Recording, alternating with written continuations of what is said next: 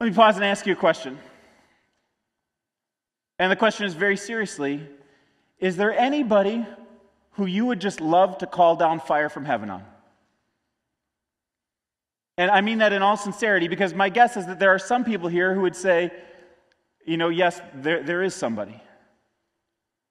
A political opponent, someone who stabbed you in the back, an abortion doctor, people who are cutting you off and trying to subvert what you're doing at work.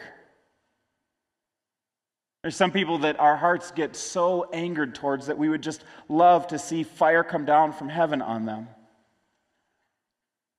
And Jesus says, this is not the way of the cross. When you get dinged by somebody who rejects you, you don't bring about revenge. As a matter of fact, it's because Jesus is the God of second chances that he sets our culture on an entirely new course. Throughout the history of the world, in ancient cultures and even still in the world today, there's a cycle of retaliation that ever increases the amount of pain and violence in this world. Someone steps on someone else's toe and they poke their eye. Poke their eye, I'm going to stab you in the back. Stab you in the back, I'm going to kill your whole family. You killed my whole family, I'm going to kill your whole clan. And the violence just escalates. This is the way the world naturally operates. But Jesus says the way of the kingdom is very different than that. It's very different. The way of the kingdom is a brand new culture of forgiveness. And this is counter to the culture that we see in the rest of the world, in other cultures all over history and all over the planet. It's a culture that says you can stop the cycle of retaliation by absorbing the pain and saying, I forgive you. And I wonder if there's people in your life that you just need to do that for. Like people who really hurt you. And you need to just say, I'm going to absorb the pain. I'm going to get rid of my bitterness and resentment towards them that's been eating my soul for years. I'm going to let it go. And instead of wanting retaliation on them, I'm going to pray for God's blessing to be on them.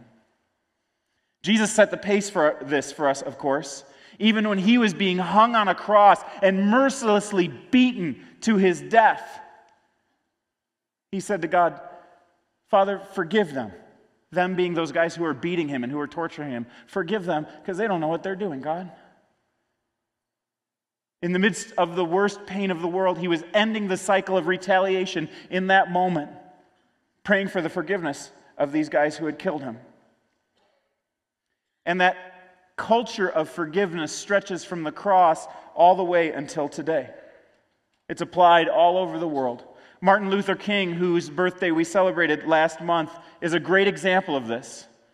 At 26 years old, he had been leading the Montgomery bus boycott for months when somebody set off a bomb on his front porch.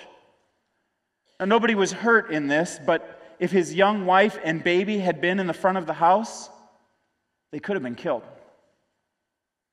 Blacks and whites showed up on the scene. Words were exchanged. Tensions mounted. Someone shoved a cop. A bottle flew through the air. A policeman swung a baton.